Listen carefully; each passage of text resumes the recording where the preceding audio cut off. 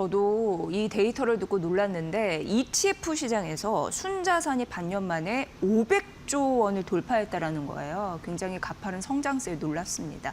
시장 전반적인 분위기 안에서 그 부분을 또 잘 핵심적으로 파고들어야 ETF도 잘 고르실 텐데 오늘 그래서 최창규 미래에셋 ETF 리서치 본부장 모셨습니다. 말씀 나눠볼게요. 어서 오세요. 네, 안녕하세요. 네. 예, 얼마 전에 보직이 바뀌어서요. 네. ETF 리서치 본부장이 아니라 ETF 컨설팅 본부장으로 바뀌었습니다. 컨설팅 본부장 네. 하겠습니다. 컨설팅 좀 잘 부탁드릴게요. 네, 아유, 제 것도 잘 못하는데 잘할 수 있을지 모르겠습니다. 아유, 그래도 남의 것은 잘해주시잖아요. 그게 네. 문제입니다. 왜? 본인의 수익률로 보지. 네, 저는 뭐 오늘 같은 날 뭐 네. 시청자 여러분들도 아시겠지만 글쎄요, 메타가 과연 캐펙스 투자를 줄인 건가요? 아닙니다. 메타 같은 경우에는 결국은 남는 캐펙스, 즉 구형 캐펙스, 구형 데이터 센터를 임대를 주고 자기는 최신형 데이터 센터를 계속적으로 짓고 있는 겁니다. 그렇기 때문에 시장에서 우려했던 것처럼 드디어 뭐 하이퍼스케일러들의 캐펙스 투자가 끝났다. 이런 건 절대 아니고요. 어떻게 본다면 그냥 자산 재배치 정도라고 보시면 되기 때문에 네. 오늘 같은 날 글쎄요. 저도 뭐 반등이 좀 나오고 있어서 이런 말씀 드린다고 뭐 보실 수도 있겠지만 뭐 이런 날 같은 경우 즉 올라갈 때 따라잡는 시장은 절대 아닌 것 같고요. 좀 많이 빠졌다. 아무런 이유 없이 특별한 이유 없이 많이 빠졌다라고 생각했을 때 그때 뭐 반도체라든지 아니면 뭐 전력기기라든지 실적이 뒷받침되는 그런 ETF들을 아니면 그런 주식들을 사는 시장이 아닌가. 그래서 저는 요즘 세미나 나가서 늘 드리는 말씀이 시장은 상승장이 맞습니다. 그렇지만 변동성이 굉장히 높아져 있고 그 이유 중에 하나가 단일 종목 레버리지 상품 같은 그런 ETF 때문에 그런 변동성이 확대됐다라고 보실 수 있겠지만 변동성이 워낙 커져 있으니까 올라갈 때 따라 사지 마시고 좀 많이 떨어졌을 때 좀 뭐 줍줍이라는 표현이 맞을지 모르겠지만 좀 많이 떨어졌을 때 사모으는 그런 전략을 쓰는 게 지금 시장에서는 맞다라고 판단하고 있습니다. 이게 참 좋은 말씀 해주신 게 발상의 전환이라고 해야 될까요? 어쨌든 이렇게 떨어질 때 의기소침해가지고 막 이럴 때가 아닌 것 같습니다. 네. 어쨌든 상승 추세가 맞다면 이거는 뭔가 비중 확대할 수 있는 저렴하게 네. 그런 기회라는 거잖아요. 결국 네. 조심해야 될 것은요. 흥분하시면 안 됩니다. 흥분하시면 안 되고요.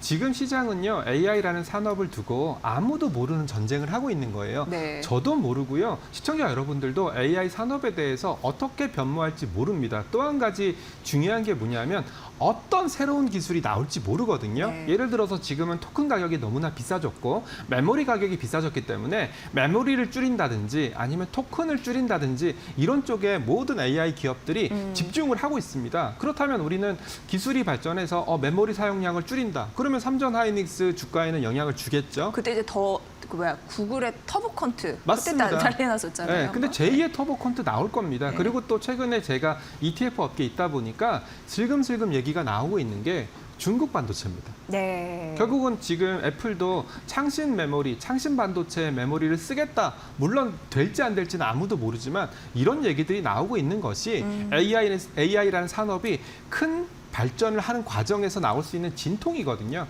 그 진통이 오늘처럼 주가 변동폭 확대로 나타날 수 있으니까 네. AI 산업에 대한 믿음, AI 산업에 대한 발전에 대해서는 확신을 가져도 되지만 시장은 굉장히 많이 울퉁불퉁할 거다. 그 이면 중에 하나가 뭐 단일 종목 레버리지 상품 같은 그런 종목들, 그런 ETF들이 영향을 미칠 거고요. 그리고 조금 있으면 SK 하이닉스의 ADR이 미국에 상장되지 않습니까?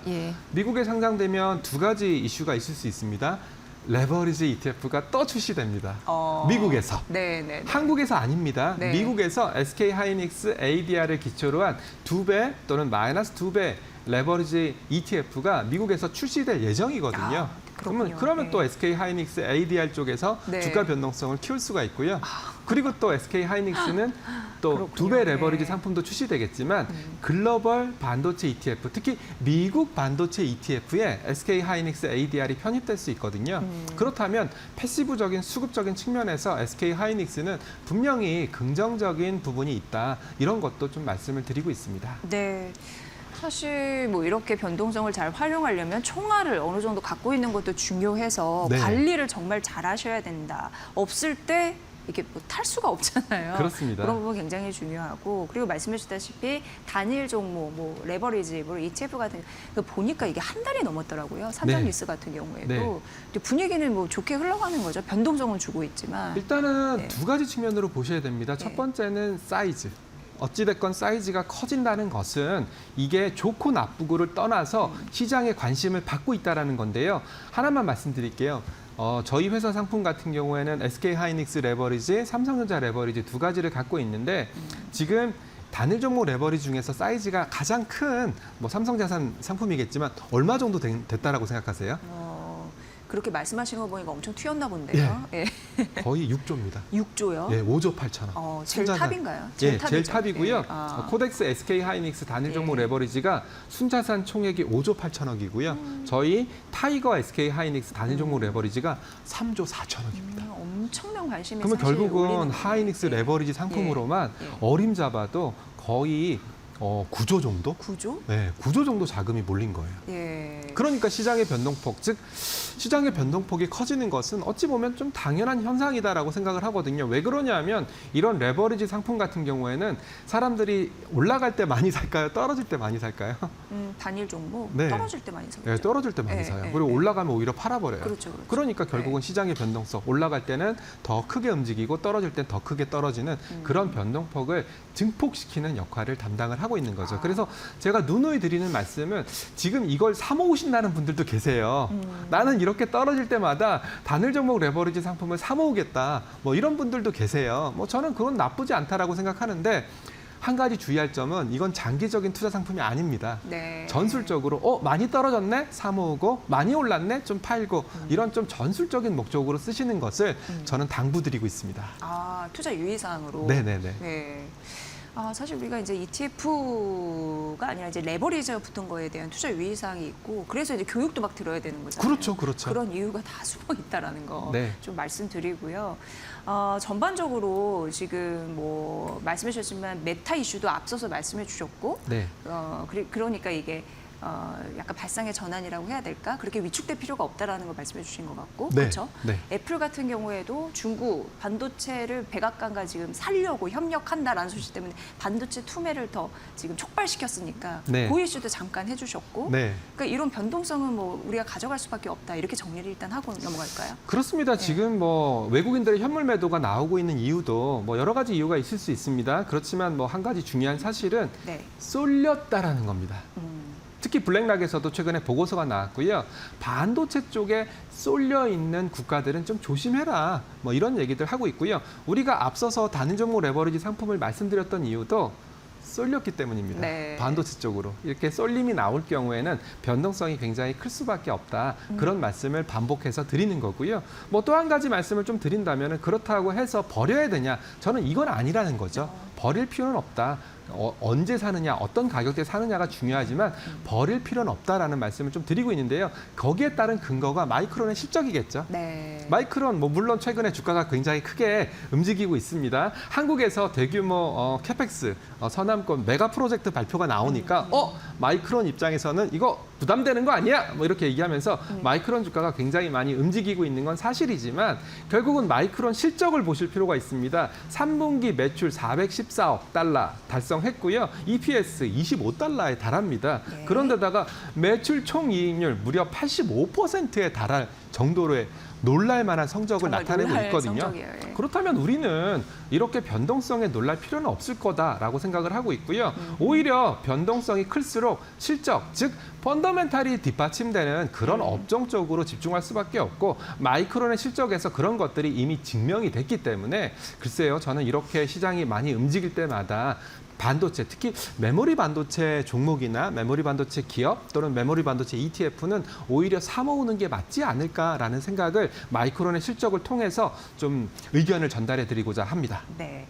이 컨설팅 팀, 이 본부장님의 네. 그 답변을 꼬리 물어서 하나 더 네. 말씀드리면 정부의 3대 그 메가 프로젝트가 발표가 됐잖아요. 사실 네. 그러면서 소부장 섹터가 뛰었거든요. 그렇습니다. 관련된 소부장 ETF 전략 이런 부분도 궁금해졌습니다. 결국은 지금은 저는 이렇게 생각합니다. 매출액이라는 것은 즉 단가 곱하기 양입니다. 단가. 여기서 뭐 우리가 메모리 반도체 기업이다라고 한다면 단가에 해당되는 것은 디램 가격, HBM 가격, 낸드 가격 이런 것들이 P에 해당되는 거고요. 양에 해당되는 것은 지금 우리가 얘기하고자 하는 증설일 겁니다. 네. 당장 증설이 일어나지 않더라도 메가 프로젝트 발표를 했기 때문에 언젠가는 완성이 되고 Q, 양이 늘어날 거거든요. 지금 반도체를 바라보는 투자자들의 시선은 P, D램 가격이 얼마나 더 올라갈 거지, HBM 가격이 얼마나 더 올라갈 거지, 이런 쪽에 초점을 맞추기보다는 장기 공급 계약이라든지 네. LTA라든지 이런 걸 통해서 가격 너무 많이 올랐으니까 부담스러워, 가격 좀 제발 안정시켜줘,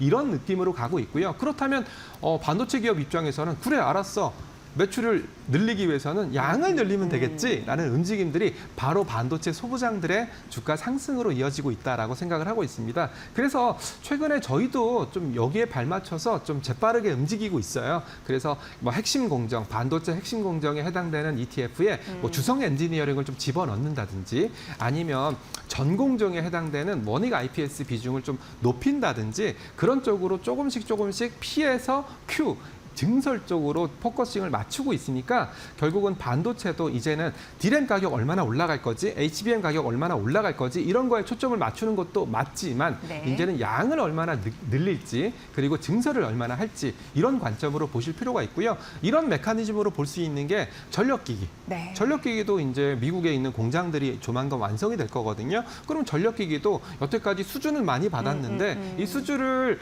해소하기 위한 공장 시설이 좀 부족했었거든요.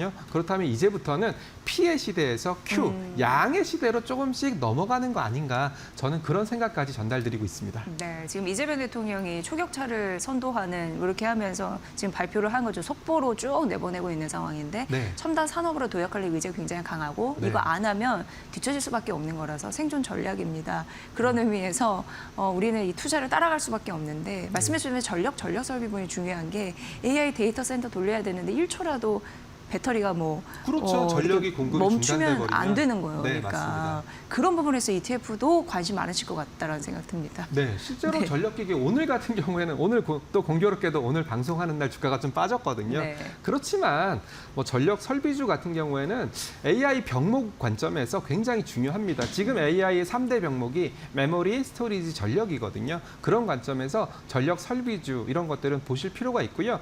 반도체가 AI의 두뇌, 머리에 해당된다면 전력은 혈관이거든요. 네. 저도 요즘 고혈압 약을 먹어야 될까 말아야 될까 고민을 좀 그래요. 많이 하고 있습니다. 좀 네. 혈압이 높아서. 혈압 때문에. 결국은 네. 혈관이 막혀버리면 아무리 제가 머리가 좋고 똑똑하다고 그쵸. 하더라도 네. 제가 제 기능을 못할 수밖에 없거든요. 그런 의미에서 뭐 데이터 센터 송배전망, 전선, 광 케이블 이런 쪽 인프라 쪽은 계속적으로 관심을 가질 필요가 있다라고 판단하고 있습니다. 결국은 메타 이슈도 잠깐 말씀드렸지만 메타 여전히 데이터 센터 짓고 있어요. 기존에 남는 노후화된 아니면 예전 GPU를 쓰고 있는 그런 데이터 센터를 좀 아웃소싱 하겠다는 뜻이기 때문에 새로운 데이터 센터, 좀 더 빠르게 돌아가는 데이터 센터 이런 쪽은 아직도 필요하다. 컴퓨팅 리소스는 아직도 부족하다라는 말씀을 꼭 전달해 드리도록 하겠습니다. 네. 그리고 지금 보면 반도체, 디스플레이, 2차 전지, 바이오 미래 좌우할 핵심 전략 산업들이 쭉 나왔는데 딱 생각나는 게 이제 코스닥이거든요. 네. 근데 코스닥 같은 경우에도 30주년이나 됐습니다. 개설된 어제가 지. 30주년이었어요. 그래서 어제 행사가 또 있었죠. 네. 그래서 이제 각가지 이런 정책적인 모멘텀이 좀 받쳐줘야지, 아직도 천을 되찾지 못 찾고 있는 그런 만땅에 이제 우리가 여러 가지 어떤 포인트를 보면서 코스닥을 가봐야 될지 궁금한데 어떻게 보십니까? 실제로 업계에서는요, 하반기에 반도체 얘기 좀 그만 좀 해달라.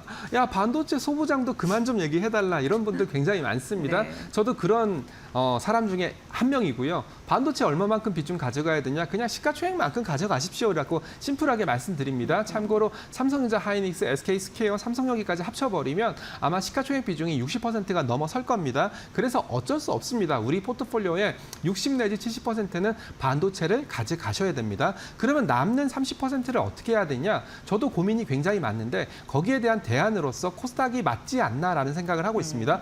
어찌 됐건 30주년이 중요한 게 아니라 정책이 중요하거든요. 예. 신뢰를 잃어버렸던 코스닥 시장에 신뢰를 되찾기 위해서 뭐 동전주 퇴출이라든지 아니면 부실기업 퇴출이라든지 이런 얘기를 하면서 신뢰를 되찾으려고 하고 있고요. 그리고 국민성장 펀드를 필두로 해서 자금 유입도 이루어지고 있습니다. 그리고 화면에 보시는 것처럼 과거에는 코스닥 액티브 ETF 글쎄요, 저라면은 출시하지 마. 이거 얼마나 팔린다고 출시를 해. 이렇게 좀 반대했었을 건데 그래서 지금은 자산 총액도 좀 다른 거보다는 좀 못 나왔네. 적긴 하지만 네, 네. 코엑트 코스닥 액티브 같은 경우에는 6,500억이거든요. 네. 저희 업계에서 코스닥 액티브 ETF, 특히 코스닥도 들어가고 액티브도 들어간 ETF가 6천억 이상 팔렸다라는 것은 굉장히 혁명적인 일이거든요.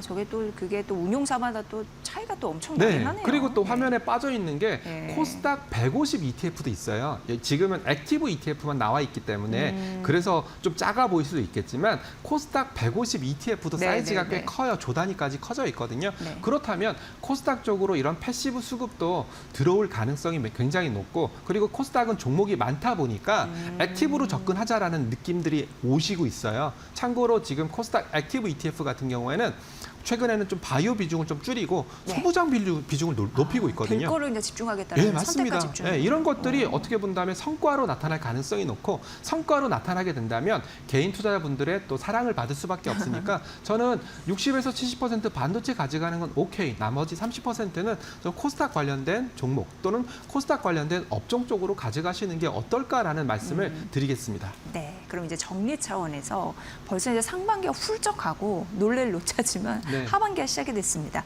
하반기 ETF의 전략적인 키포인트, 투자 키워드는 뭐라고 보시는지요? 결국은 두 가지입니다. 네.